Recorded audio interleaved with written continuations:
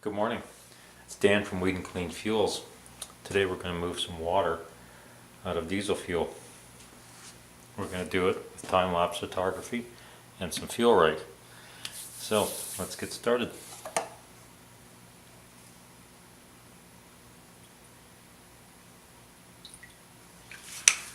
This fuel is thoroughly contaminated, as you'll see.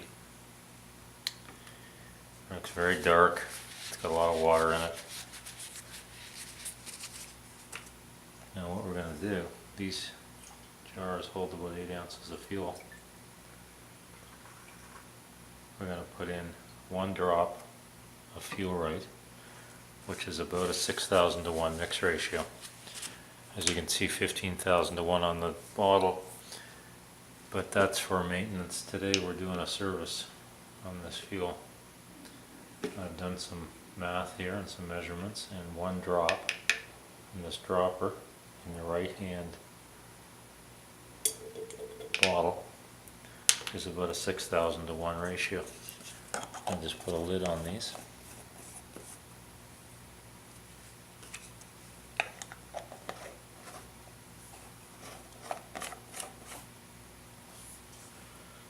And let it do its thing.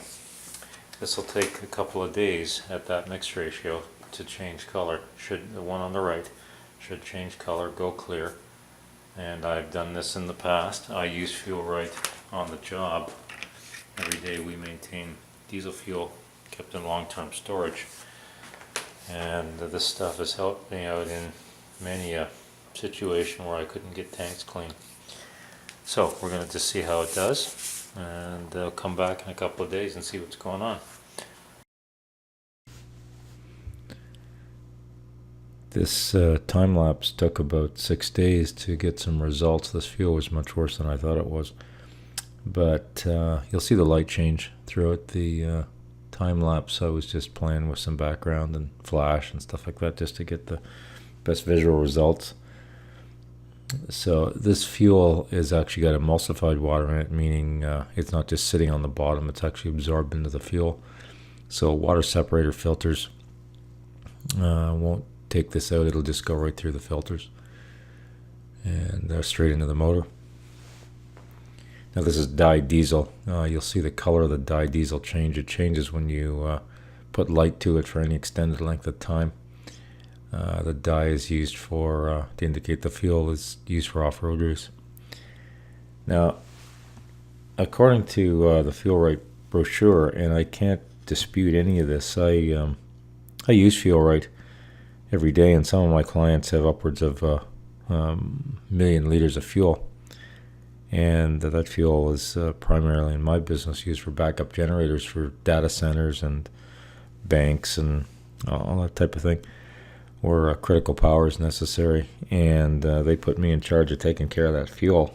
So if they have a generator failure and it's tracked back to fuel, that's a bad day for me. So I have to make sure that I use products that actually work and that don't fail and are consistent.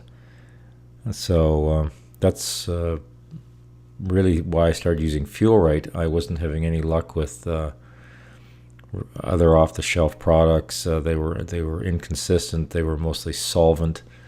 They didn't have a lot of life in the tank, and that was a real problem, because you couldn't consistently add it to the tank and maintain any kind of economy. One thing about Fuel Right is it goes in very sparingly, 6,000 to 1, 15,000 to 1 if you're just doing maintenance, and 6 months is the time between additions of the product. You can see that we're starting to get some results there now on the right hand jar. Now these guys, what we're doing here is demulsifying water from fuel. That's one of the things they list as what the Fuel Right does. So one of the other things breaks down suspended particulate. We've done some tests on that, and I will do some tests on that with a video to show you just exactly how that works. But what it does is it takes a hard particulate and reduces the particulate count in the fuel. Particulate is generally made up of carbon, and carbon is very hard on parts such as fuel pumps and injectors. So, and it also keeps the sides of the tanks clean. That's another thing. There's an asphaltene that builds up on tanks over a long period of time, and that asphaltene is corrosive. So the fuel right tends to keep the sides of the walls of the tank clean. And I have seen tanks cut open that I have treated with fuel right, and they are spotlessly clean. So that's a few of the things that it does. But there, we're getting some pretty tangible results there now. You can see the jar on the right has dropped the water out, and it's just in little particles at the bottom of the jar. So it works.